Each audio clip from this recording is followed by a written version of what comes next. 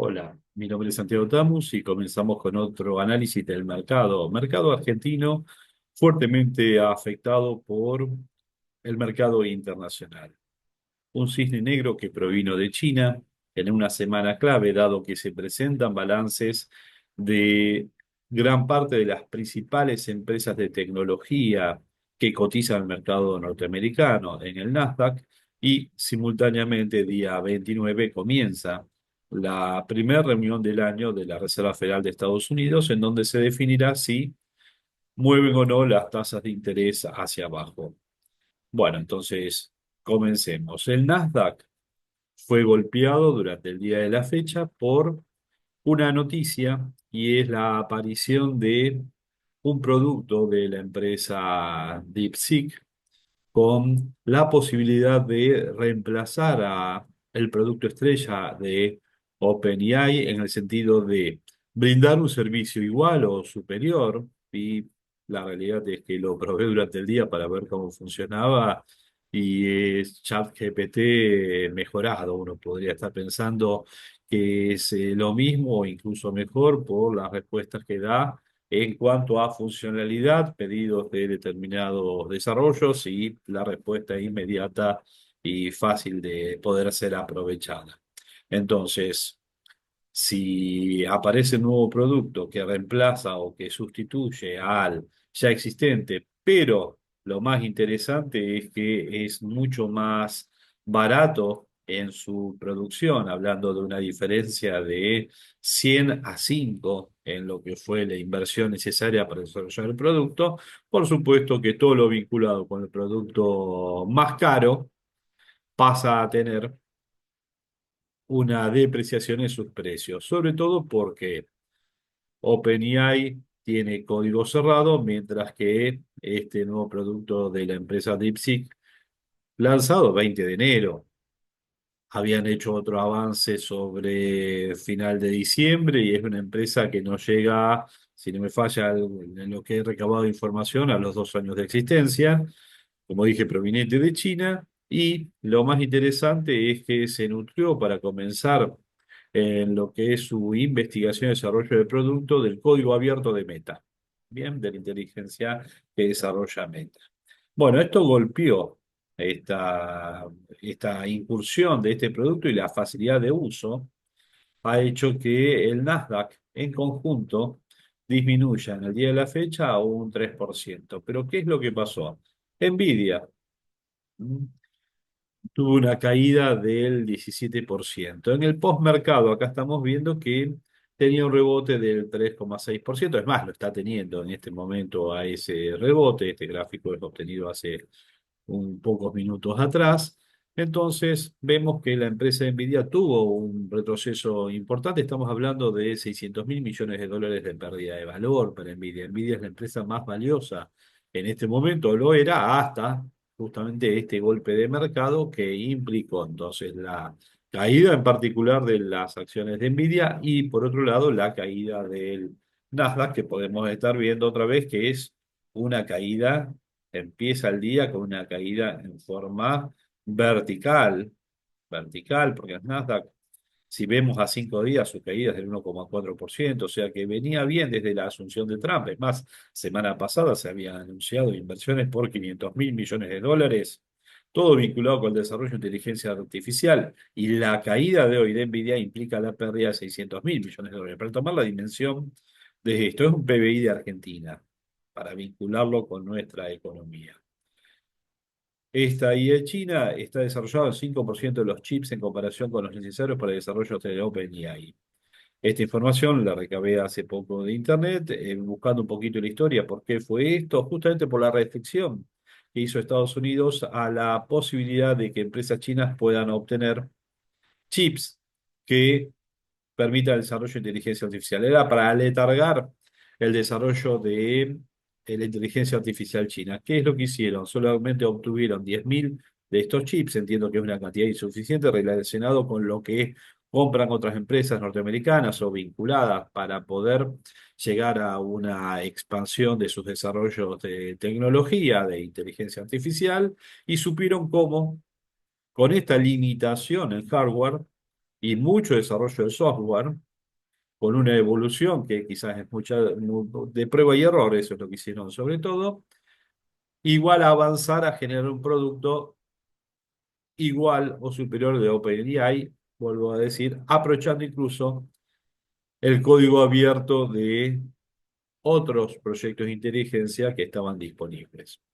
O sea que fue más que nada inteligencia lo que hicieron para poder lograr este desarrollo de software. O sea que aplauso por esta gente, está disponible a nivel global, cualquiera de nosotros puede entrar en la página web, va a ser un usuario y con eso poder comenzar a poder aprovechar este producto. En esta semana, simultáneamente, una parte de las empresas que incluso están muy vinculados con esto que termino de desarrollar, presenta sus estados contables. Eso le agrega un condimento especial a esta situación. Dado que el sector de tecnología se había sobredimensionado a partir de la pandemia y ha tenido un ajuste durante el último tiempo, ejemplo, Microsoft, Alphabet, Meta, Amazon y Apple han tenido un ajuste cada una de ellas, no han podido repetir los estados contables que presentaron durante el año 2021 hasta llegando al año 2022 y han tenido ciertamente un ajuste en sus precios que veremos si con la presentación de los nuevos balances se mantiene o incluso se realiza un ajuste mayor. Sobre todo también por este nuevo factor que es la posibilidad de competir, destronar a empresas norteamericanas por parte de tecnología china que está disponible a nivel global. Porque lo interesante es que cualquier desarrollo de estas empresas que uno está nombrando acá, sabemos que somos usuarios de gran parte de ellas. Puede ser que alguien no tenga un producto de Apple, pero o no haya comprado en Amazon, pero en forma global todos somos potencialmente clientes de ellas, aunque no lo hayamos utilizado. Ahora, ¿qué es lo que sucede ahora? Tenemos empresas de tecnología en crisis. En crisis, por lo menos, dada la posibilidad de sustitución por otras. Es como el caso de TikTok que hará Donald Trump frente a esta incursión de otro tipo de otros competidores, sobre todo de origen chino. Y se suma a este llamémoslo cisne negro tecnológico, el hecho de que hay bastante coincidencia en este momento del mercado, esperemos que nos sorprenda la Reserva Federal, de que no va a haber una baja de tasas de interés y mucho del pricing que se había hecho de los activos norteamericanos y también globales descontaba hace meses atrás, antes de la asunción de Donald Trump, no, estoy diciendo meses atrás, antes de la elección de Donald Trump, hubo cuatro bajas de tasas de interés para este año. El derrotero después bajó a dos y ahora se está hablando de uno o dos. Bueno, 98%.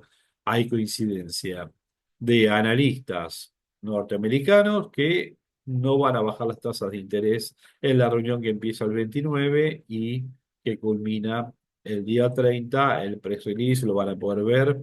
Creo que dice 2 p.m. de Estados Unidos. Ahí se publicará qué es lo que resuelve la Junta de Gobernadores de la Reserva Federal, el Free Open Market Committee. Y bueno, estará el videíto que también uno puede ver directamente en esta página, que es la página de la Reserva Federal. Bien, entonces tenemos estos dos condicionantes para Argentina. ¿Y eso qué implicó? Que en el día de la fecha el Merval sobre llovido mojado. Ya había dicho en el video anterior que era este término de llovido mojado. Bueno, acá se aplica perfectamente. El Merval en 5 días tuvo una baja del 3,85, pero en el día de la fecha tuvo una baja casi del 5%. Parte del día estuvo un poco más abajo, a lo último recuperó en algo, pero la realidad es que fue un golpe muy importante. $1.000.000 es el golpe más importante, creo que en la era Milei. Me puedo estar equivocando, pero debe ser por lo menos de los más importantes. Por supuesto que los mercados suben, bajan. Todo lo que sube puede bajar y todo lo que baja puede subir, o sea que no es el fin del mundo, sino hasta un momento muy interesante para oportunidades. Y ahí vamos un poquito al análisis del Merval y de algunos de los distintos activos. Si vemos el Merval, espera que achico imagen, planteábamos siempre que estaba un canal ascendente. Este canal ascendente hasta incluso se había acelerado durante los últimos meses. Bueno, quebró el canal ascendente más de corto plazo, podríamos estar diciendo de mediano plazo, porque acá estamos tomando 2 meses, y fue al límite superior de un canal ya de largo plazo, porque acá estamos hablando de un año de distancia. Entonces, ¿qué es lo que podemos estar observando? Que el Merval entra en el límite superior de un canal ascendente. Lo que puede ser bastante doloroso para muchos es que se vaya hasta el límite inferior para así rebotar. ¿Qué podemos ver de lo técnico? Más allá de este grafiquito y siempre repitiendo la frase que quizás es una muletilla. Estamos leyendo la borra de café, estamos leyendo el gráfico que se formó a partir de los precios de cierre de un índice que reúne a la cotización con la fórmula matemática de las empresas que reunieron el 80% de la liquidez en el trimestre inmediato anterior. No es más que eso. Entonces es un índice que reúne la cotización de un conjunto de empresas y que describe un gráfico que estamos viendo en los precios de cierre. Bueno, esto es análisis técnico, hay cientos de indicadores, trato de tener una coherencia y siempre manejarme con dos indicadores, aunque podemos usar las medias móviles, momentum y un montón de indicadores más. Acá siempre trabajo con el de convergencia y divergencia, el MAT, y con el RSI estocástico. ¿Y ahí qué es lo que vamos a estar viendo? El último es de fuerza relativa. Y se incrementó la diferencia en el MAT entre la diferencia del promedio y la señal, lo cual es malo, eso es señal de baja. Y por otro lado, que había abandonado una posición de sobreventa y iba recuperándome, como se hace en otros momentos, vean el cursor, hacia una de sobrecompra. Uno podría decir, bueno, terminó esta parte hacia abajo y iba hacia arriba, y acá hubo este movimiento en los últimos 2 días. Factores locales. El viernes también puede hablar de Japón y la suba de tasas de interés. El lunes, este cisne negro chino. El tema es que hay un motivo por el cual externamente justificar qué es lo que sucede en Argentina e internamente parece una coincidencia de que el grueso de los economistas, sean oficialistas, opositores, adeptos a este gobierno, todos estamos viendo es algo muy parecido, tiene que ver con el mercado cambiario. Y el acuerdo con el FMI y la necesidad de, para responder al FMI, de mover el tipo de cambio oficial. El financiero es otra cosa, el luz es otra cosa. Acá estamos hablando del tipo de cambio oficial, ¿sí? Y el gobierno intenta estabilizar con esta pauta que comienza a regir ahora, pocos días, de un 1% en vez de 2% del movimiento del tipo de cambio oficial. Veremos qué sucede, pero acá tenemos un contrapunto entre el grueso de, llamémoslo, los economistas y qué es lo que planea hacer el equipo de gobierno. Igual hay bastantes papers que hablan de el tema de restricciones financieras que tiene el gobierno y un término que mucho no se utiliza en la teoría económica, que es la devaluación fiscal, muy interesante para poder estar leyendo sobre ese tema, y es compensar con baja de impuestos y en algunos casos, si no tengo restricción de financiamiento, endeudamiento para cubrir este desfasaje, sino directamente una baja de gasto vinculada con la baja de impuestos para generar un efecto similar al de la a la suba del tipo de cambio. O sea, tener una devaluación real porque permito la baja de precios. Si tomo el tipo de cambio real, permitir la baja de precios domésticos para ganar competitividad. Veremos si tratan de hacer algo de esa manera para tratar de compensar la no suba del tipo de cambio nominal. Ojalá que vayamos en ese camino y que tenga efectividad esa política económica. Mientras tanto, volvemos al Merval. Vemos que no mostraría ningún síntoma de que debiera recuperarse, ojalá estar equivocado. Nadie dice que esto va a bajar hasta cero, sino que técnicamente lo único que podemos encontrar es que ha llegado a un valor que en otro momento fue piso pero estamos hablando de 2 días que rebotó en este valor, un valor muy parecido al actual. Entonces fue piso y puede significar un rebote. Ojalá que suceda eso, o también uno va a decir, estoy hablando con alguien que analiza o estoy escuchándolo y me dice, ojalá, es que nadie sabe exactamente qué va a suceder.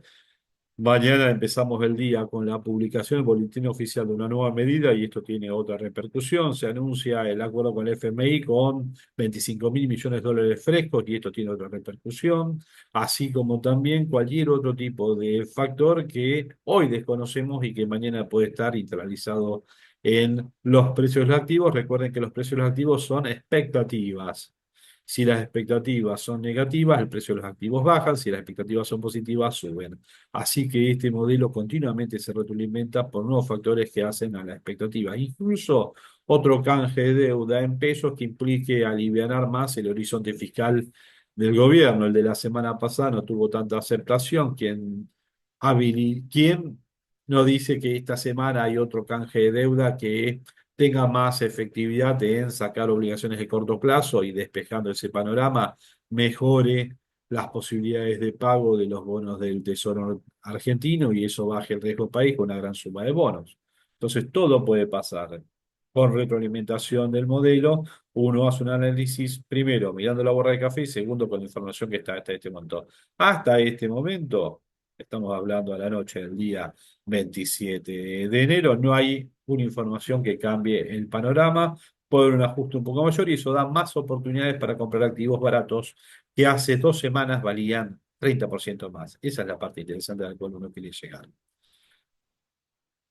No el caso de esta empresa, fui directamente a una empresa de semiconductores taiwanesa, la gran abastecedora del mundo, el ticker TSM, la podemos comprar como CDR. Acá, canal alcista, bastante horizontal, una caída extraordinaria con una caída del 14,5%.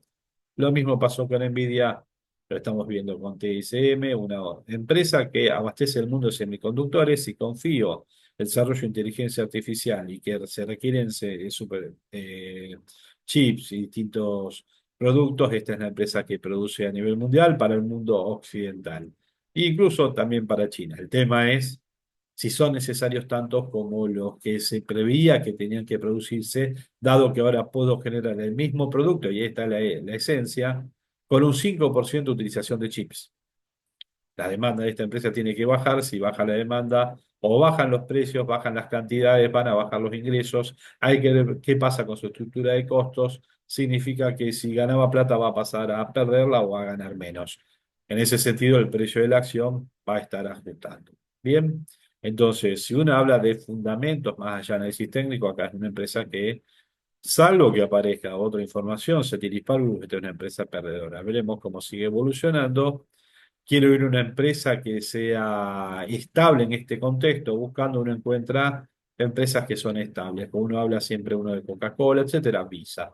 Visa en este contexto tuvo algún tipo de ajuste, sí, quedó neutral en el día de la fecha. Hubo una venta importante, sin embargo, los compradores técnicamente está en un rango de MAT que sería de crecimiento, así como en una posición de sobrecompra, a pesar de las ventas al día de hoy. Sí, una posición de sobrecompra. No es la empresa con la cual me voy a hacer millonario por una suba del 100% en 3 meses. Es una empresa que tiene una suba del 14% a lo largo de un año. ¿Mm? En el último mes de 3,85 y en la última semana del 2,16. Me permite cubrirme frente al dólar. Ha tenido una evolución desde meses atrás hasta ahora. Estamos hablando de agosto, el ajuste que tuvo en agosto todo el mercado, de continuo ascenso. ¿Qué es lo que podemos estar encontrando?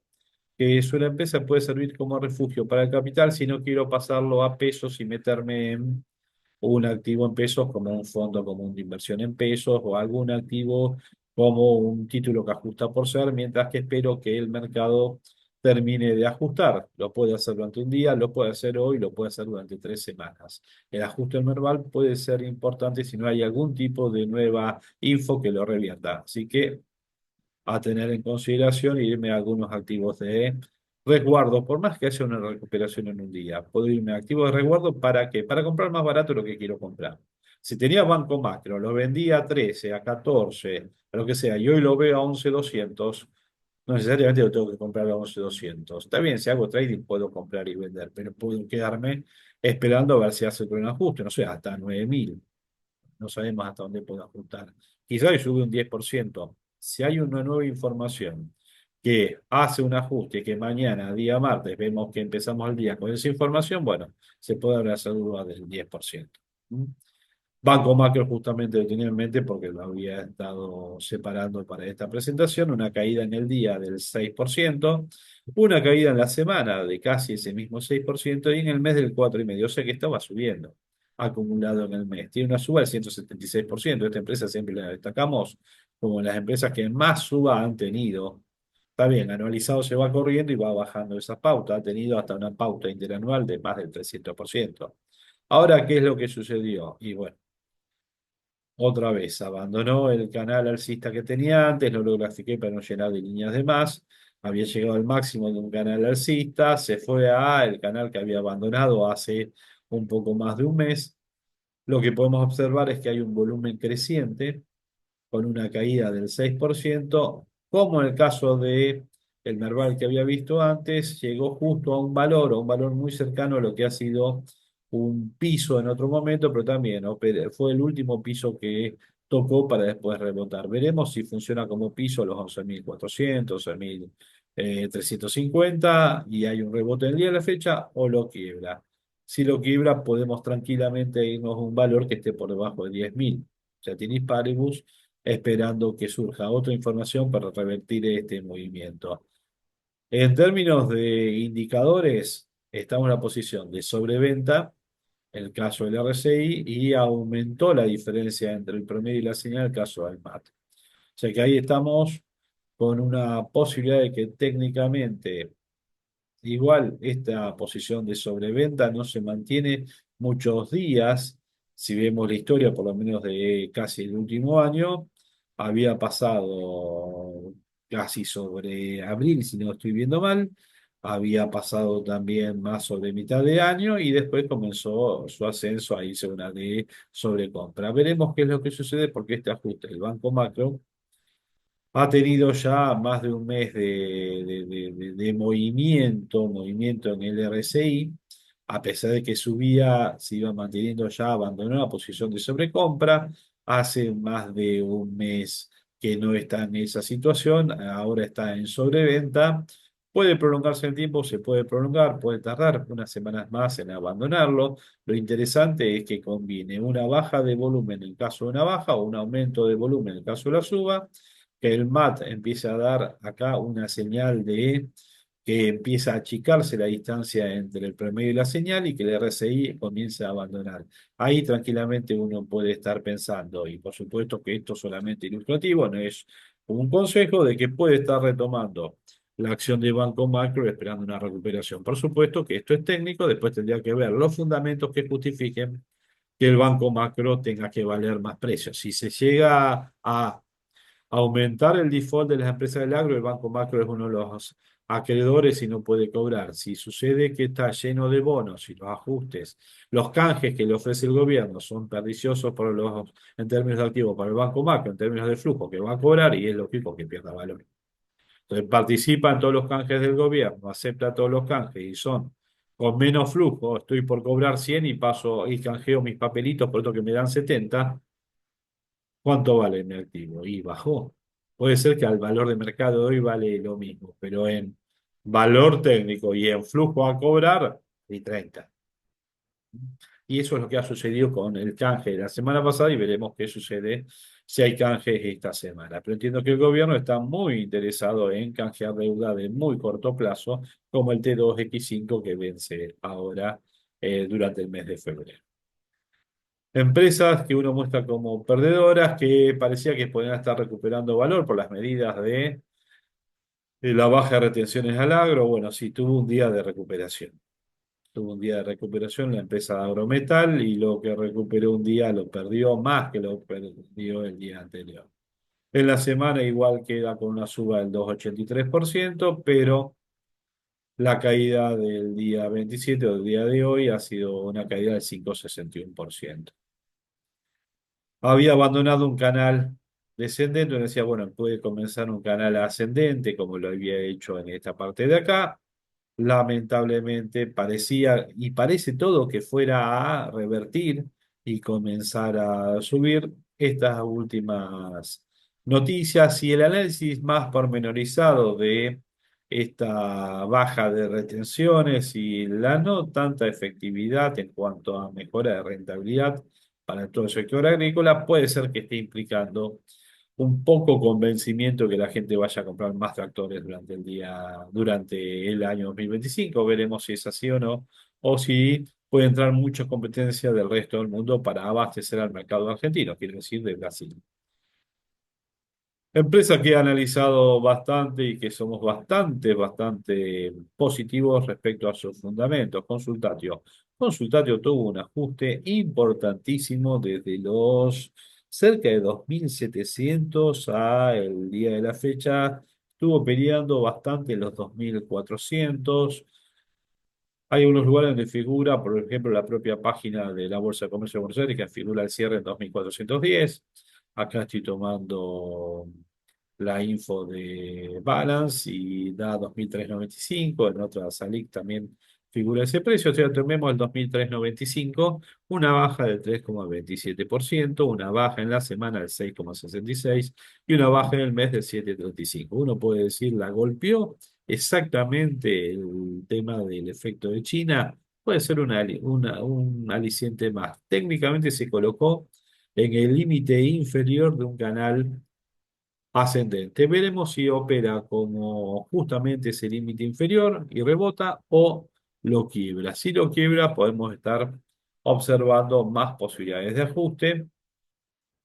Lo interesante, bajó muchísimo el volumen, este 2.395, ahora lo vamos a ver, implica un tercio menos de un medio del volumen usual de la acción. Sí, aumentó la brecha entre el promedio y la señal MAT y está en una posición de sobreventa que ya lleva más de una semana. Si vemos el comportamiento usual en los ajustes, cuando ha tenido ajustes, ha parecido que se iba a recuperar.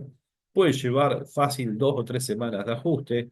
Acá el ajuste fue un poco menor, que tuvo sobre entre el mes de octubre y parte del mes de noviembre, tuvo un ajuste un poco menor y después vino todo este otro movimiento ascendente que desde comienzo de año, casi, o mejor dicho, desde hace 2 semanas, comienza todo este movimiento hacia abajo, justo después del anuncio de las compras de los campos de Constantini, mejor dicho, el Consultatio en Uruguay. ¿Qué pudo haber cambiado los fundamentos de lo bueno, ¿no? De la rentabilidad futura por hacer todo un desarrollo en Carrasco, impresionante, o haber comprado el campo, el entrevero en la ruta 10 cerca de José Ignacio, zona para ubicar de Punta del Este, Uruguay, y un desarrollo vinculado con lo que es el polo. En un centro turístico internacional que recibe inversiones de todas partes del mundo. La verdad es que uno apuesta a los buenos negocios que puede hacer esta empresa con vistas a futuro, y si se abarata la acción se hace más interesante el esperar el momento justo para tratar de aumentar el stock de estas acciones. Si no tenemos ninguna, esperar para comprar, y si no, engrosar si nos acostumbramos a comprar en la baja para ir aumentando el stock. ¿Puede bajar a cero? Pues la pregunta que uno siempre hace. El tema de TSM o de Nvidia sí puede tener ajustes mayores. Acá estamos hablando de un negocio real con una posibilidad de expansión importantísima hacia el futuro. Ya no es las garzas en Uruguay, sino ahora que tiene dos desarrollos en vista, uno urbano en Carrasco, muy, pero muy interesante, y que se complementa con esta última adquisición de un campo. Si se abarata la acción, se hace más interesante todavía el poder posicionarse en ella. Por supuesto que si valiera 2.000 pesos en vez de 2.300, bienvenido sea, y si valiera 100, mejor todavía. ¿Mm? Así que una cosa es que uno elija un activo para posicionarse, otra cosa es que lo compre caro. Ahí es donde cada uno deberá saber cuándo es lo suficiente para poder posicionar su dinero en ese activo. Y recuerden también el stop loss: si compré caro, me conviene vender y volver a comprar más barato si veo que el activo se va a seguir abaratando. Si vemos el gráfico consultatio, justamente en 6 meses tuvo una suba del 23,4%, acá lo estoy viendo en dólares, y el precio hacia final de agosto, algunos días de agosto, estaba en menos de 1.700 pesos, o sea que ha tenido una suba muy interesante, con un promedio en el último día de 18.800 acciones, discúlpeme, con un volumen en el último día de 18.800 acciones, estoy diciendo el 27 de enero, y el promedio está cerca de las 40.000.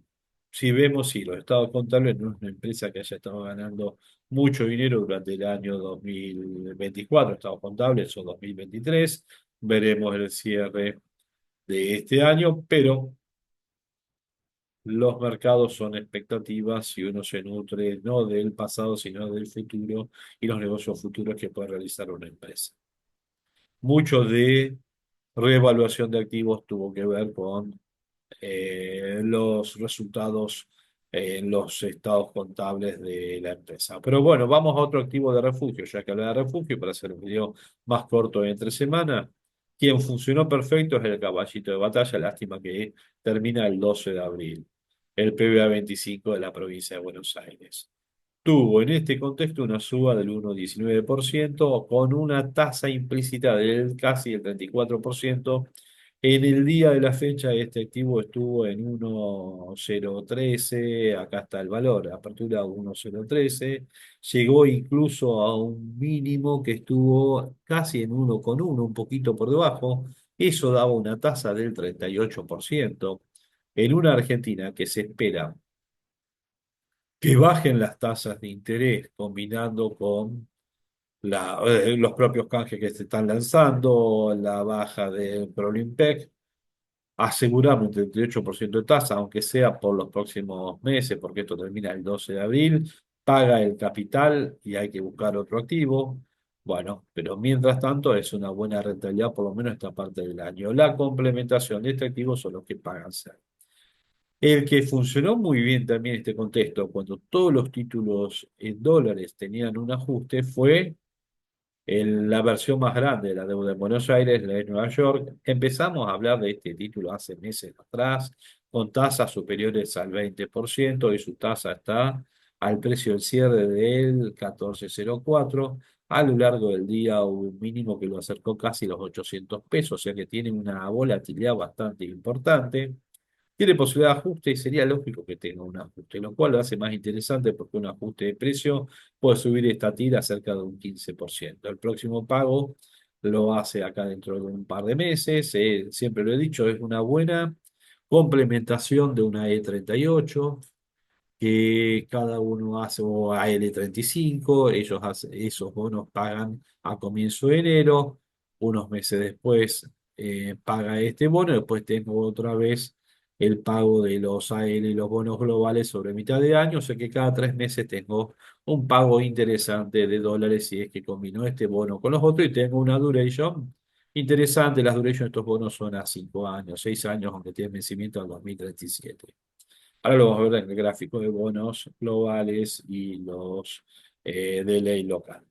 Pero este bonito funcionó muy bien, tuvo bastante, significa que no es que se haya comprado el precio más caro, en el día de la fecha tuvo un ajuste hasta 810, después bajó ocasionalmente hasta 801, 800, puede ser que baje incluso un poco más, el viernes tuvo un ajuste hasta un momento un poco más, pero es un bono que esperándolo, no tengo tiempo, mando la orden de compra, compro y listo, tengo una muy buena TIR en dólares, la más alta en dólares, con ley Nueva York que lo hace más interesante en el sentido de la legislación en caso de un impago, porque todos estos títulos tienen posibilidad de impago. Ahora, una cosa es que me deba la provincia de Buenos Aires, el gobierno nacional, y después que compre una ON de empresa X, que interesado por cobrarse la comisión me hagan suscribir esa ON y después termine con un default y cuando leo la letra chica es un pagaré bursátil. Le pasó a los que invirtieron en Costco y todas esas empresas agrícolas. Si veo títulos también alternativos para refugiarme en este contexto, los títulos SER, que hubo ayer mucha compra, por ejemplo, el TX26, que dejó al título por debajo de la curva de títulos SER. El T2X5, que paga el 4,25, es muy cortito y este se lo quiere canjear. El TX26 tiene un horizonte de pagos muy interesante. El tema es que quedó por debajo de la curva. ¿Qué significa? Que muchos lo compran y por eso quedó un 6% más cerca. Igual es un título muy interesante para posicionarse. En una comparación de tasas pierde, pero en un horizonte de pagos quizás frente a un TCTX26 o bueno, otras variantes que son de pago total. Al final, este hace pagos parciales que me da un flujo de fondos bastante robusto para poder retroalimentarme, incluso tienen bastante liquidez para poder ser vendidos y aprovechar oportunidades. Estos son refugios para posicionar dinero en momentos de convulsión que puede durar 1 o 2 días o semanas. Si miro la comparación con le Caps y Bond Caps, lo que me voy a encontrar es la baja de tasas de interés implícita de las mismas con la evaluación de la curva de tasas, durations de 5 años, 4 años y tasas de 2,14. Resultado, en la comparación, estos títulos pueden ser interesantes para fondos institucionales, también tienen una capitalización, etcétera, pero vamos a bonito corto plazo ajustan con ser, es mi preferencia, cada uno sabe qué es lo que elige para poder invertir. En los bonos de dólares, para poder ir redondeando, esta es la curva de tasa de los bonos en dólares. Lo que estoy encontrando es que hay bonos como la L29 que han quedado por encima de la línea de la curva. El AL30 está caro, AE38 justamente que lo nombraba, o L35 por encima de la curva y bastante interesantes. En este gráfico, este es de origen de Raba. No sé si hay un problema de nombres, porque normalmente la L35 debería estar acá arriba y la L38 acá. Lo veremos si la tasa de la L38 está dando, si está bien armadito el gráfico, la L38 está dando una tasa mucho más cercana al 11,5 y la L35 por debajo. En los bonos globales, dado que la ley es ley extranjera, es lógico que la tasa sea un poco menor, salvo el GD30 que tiene una tasa superior a la L30. Eso significa que la L30, como se lo utiliza para la compra de dólar MEP, es el más utilizado, es lógico que esté un poco desarbitrado el precio de lo que debiera ser. Pero bueno, estas son algunas alternativas de posicionamiento de fondos que uno considera a nivel personal. Por supuesto, cada uno puede tener su propio análisis. Lo que queríamos hacer en este video era analizar qué sucedió en el día de la fecha, la caída del Nasdaq, qué es lo que va a pasar con la Reserva Federal, justo a la aparición de los balances de las empresas norteamericanas. Y en ese contexto, Argentina con su mercado de capitales pequeño y nosotros tratando de tomar decisiones para o ganar dinero o no perderlo en este contexto. Mi nombre es Santiago Tamus. Cualquier tipo de consideración positiva o negativa, bienvenida sea por email a santiagotamus@gmail.com.ar.